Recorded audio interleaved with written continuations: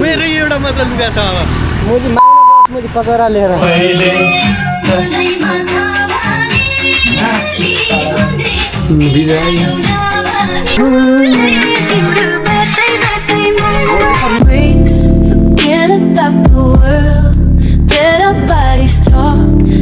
चौरीहरूले चाहिँ दुध कति दिन्छ? दिन्छ 2.5 लिटर, दिनेले 2.5 लिटर 3 लिटरसम्म। मान्छे राम्रो हो कि जकेटे राम्रो हो?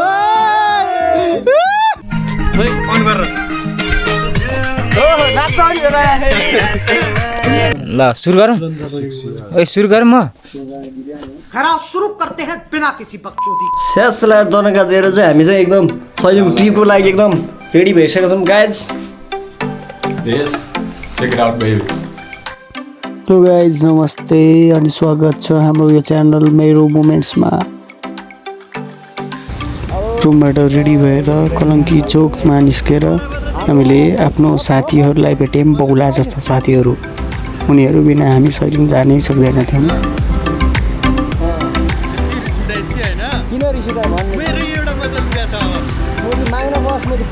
मेरो साथी फेरि लुगे छैन मात्र भन्छ जति हाले होला नि अर्को ट्र्याक नै हाले छैन मैले पनि हालेको छैन। हाले छैन त्यही हो भने म त नाङ्गै जाने म त कति लाएर बस्छु। कलङ्की चोक निक्लेर हुन्छ ओके रेडी हो। कलङ्की चोक निक्लेर जाने कति बार जाने? कलङ्की चोकबाट बल्खुको बाटो हुँदै हामी अगाडि लाग्यौँ भक्तपुरतिर।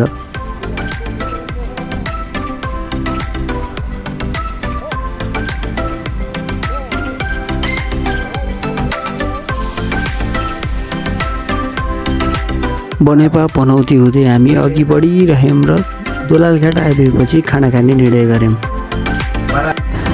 दोलालघाटमा खाना खाएपछि फेरि हामी अघि बढ्यौँ हाम्रो गन्तव्यतर्फ।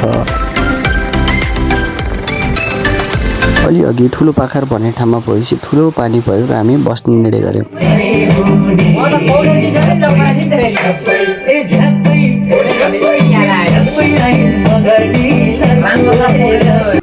पानी अलि कम भएपछि फेरि हामी अघि बढ्यौँ हाम्रो गन्तव्यतर्फ।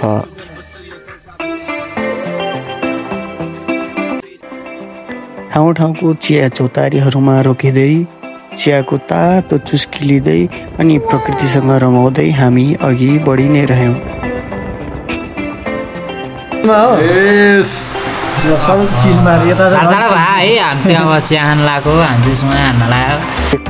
ये बड़ी अच्छी बात कही आप। आज हामी किन जान लागेको सैलुङ? आज के भयो अनि अचानक हामी किन जान लाग्यो सैलुङ? डिओनमा तपाईँलाई स्वागत छ। जसो तसो गरी हामी आफूले बुक गरेको होटलमा पुग्न सफल भयौँ र बेलुकीको खाना खायौँ रातिको 9 बजे। रुको जरा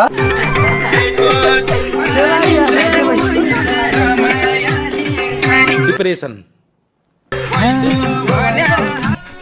बेलुका खाना खाएर एकछिन रमाइलो गरी हामी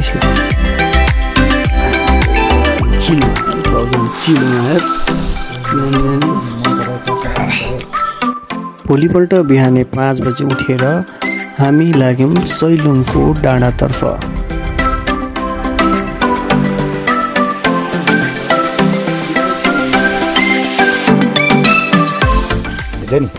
त्यो भेट्दैन त्योसँग जानुहुन्न नजानु जानुपर्छ केटा उमेरमा नगर।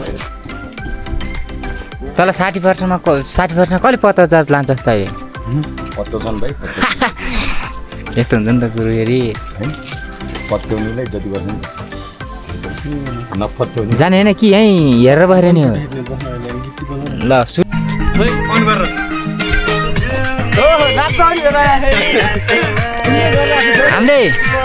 हामीले एकदमसँगले स्पेसल के भन्छ त्यसलाई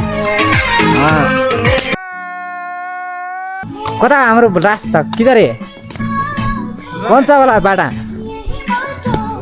गुफा जाने बाटो यता, सैलुङ जाने बाटो यता है त गाइज। यस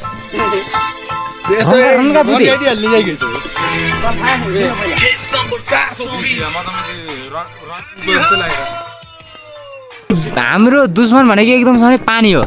कुहिरो माथि आउनु थाल्छ ल्याङ हुन्छ क्या अनि पानी परेपछि चाहिँ कुहिरो एकदमसँग माथि आइहाल्ने हो। कुहिरो चाहिँ लाग्दैन कि अब माथि अस्ति हामी आएको दिन यहीँबाट त्यही मान्छे नदेखिने होइन क्या तलतिर क्या कस्तो अभागीहरू रहेछन् त त्यो दिन है सबै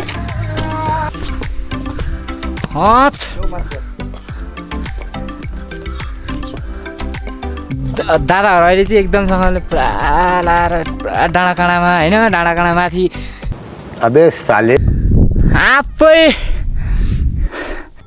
यो चाहिँ हाम्रो फर्स्ट भ्लग हो। भ्लग बनाउने प्लान पनि थिएन र अचानक भ्लग बनाउने कुरा भएपछि बनाएको। क्यामेरा कहिले कसको हातमा कहिले कसको हातमा छ, सो जज नगर्नुहोला कृपया।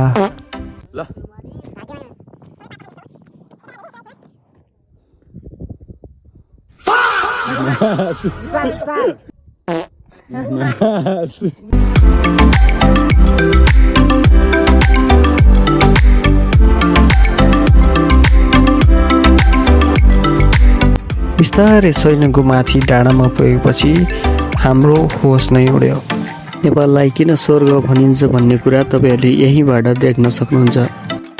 हामी सँगै उकालो लाग्नुभएका एकजना दाइले यस्तो सुन्दर भिडियो खिचिदिनु भयो, उहाँलाई धेरै धेरै धन्यवाद।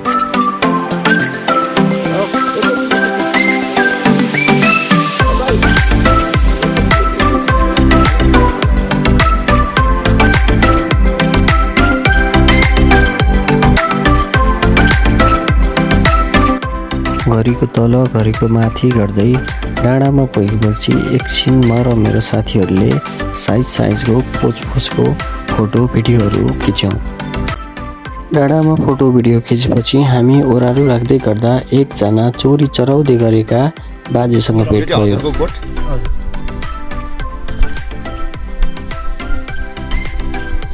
भन्छ याकलाई चाहिँ भन्छ यो भन्दा नि अझै धेरै चिसो चाहिने होइन त। अझै यो त यो के भन्छ अरे अङ्कल, चौरीहरूले चाहिँ दुध कति दिन्छ? 2.5 लिटर, दिनेले 2.5 लिटर 3 लिटरसम्म दिन्छ। यत्रो दिन्छ? धेरै दिनेले धेरै दिने 3 लिटरसम्म। उहाँसँग कुराकानीपछि हामी तलको शैलेश्वर महादेवको मन्दिरमा दर्शन गरी आफ्नो होटलतिर फर्कियौँ।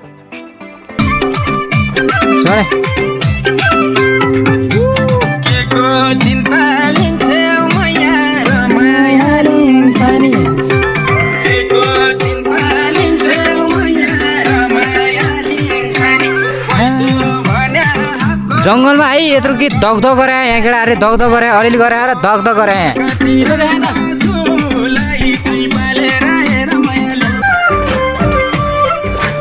फोटो नहल्ल।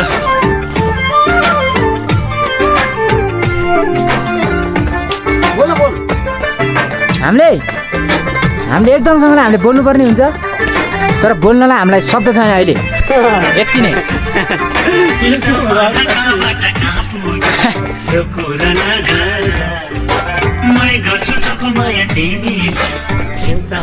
हामीले हेरेको बिहानको भ्यू हेर्नुहोस् त, यस्तो बवाल थियो। अहिले त खबाल भयो खबाल।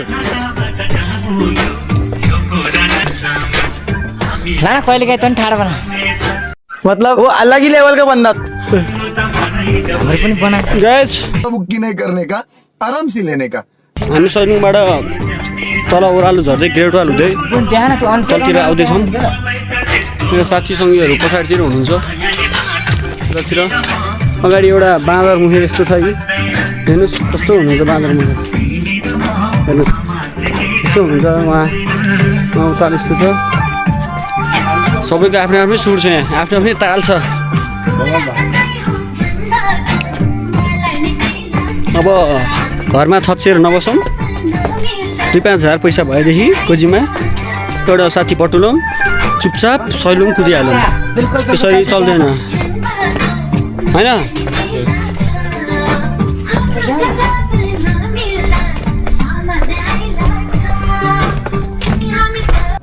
सैलुङको मिनी ग्रेट वालमा फर्किँदा रमाइलो गर्दै फोटो भिडियो खिच्दै हामी होटल फर्कियौँ।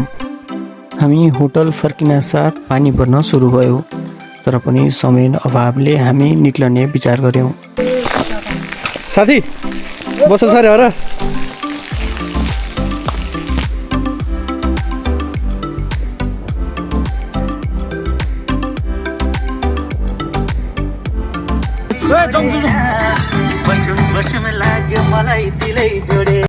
बाटोमा नाच्दै गाउँदै फर्किँदै दुलाल घाटमा खाना खाएपछि हामी काठमाडौँ फर्कियौँ। अन्तिमसम्म हेरिदिनु भएकोमा धन्यवाद। तपाईँहरूलाई यो हाम्रो मिनी भ्लग कस्तो लाग्यो कृपया कमेन्टमा सुझाव सल्लाह र गाली दिनुभए पनि दिनुहोला। धन्यवाद।